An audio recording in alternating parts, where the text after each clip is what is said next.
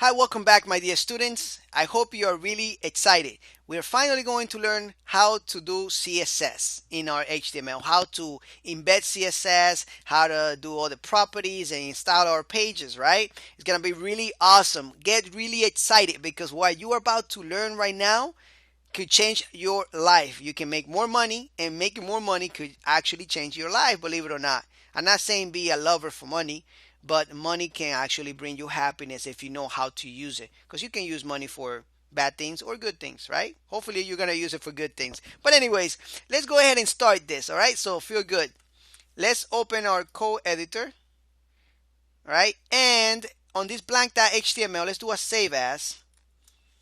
And let's call this inline. Let's start with the inline. All right, .html. Perfect. All right, so the first one that I'm going to show you is the inline styles. We have three different ways: external styles, inline styles, and internal styles. All right, so we're going to start with the inline. So we open and close a p tag, and we're going to say this is a paragraph. All right, so right there. Let's go and see this in the browser, of course. Let's just close this. We don't need it right now. Perfect. So now, how do we apply style to this specific paragraph? Let's use the style attribute. All you have to do is use a style attribute right here. All right. So this style attribute is going to allow us to insert CSS or styles to this specific element. All right. Now we can use the style attribute to do everything on our page like CSS, but only to this specific element. So for example, I want to change the color of this paragraph. Color dot. We're actually colon. And so we say color colon what? Red. And that is going to create a red color for that paragraph. You see how easy that was? And let me explain something to you before we go on.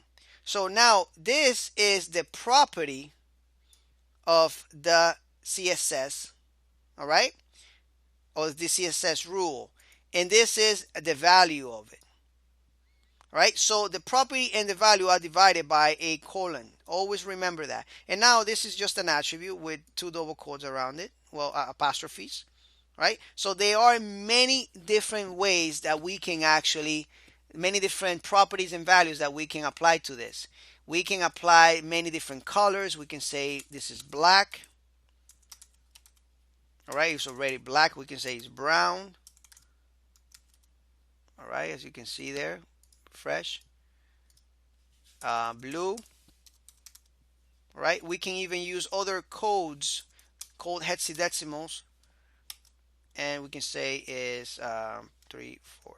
Let's say is 333. You see that that's a different dark there, or we can say 28. You see that? That's a green. That's a different color. All right. Now these values here on when you're doing hexadecimal, they don't exceed 6 values there. All right. Now, if you want to find out about hexadecimal colors, of course, you can Google it and you can find out some really nice colors. Like for example, hexadecimal colors, as you can see right here. And now if you go to this first link here, let's just click here, and you can see the hexadecimal value right here for this blue.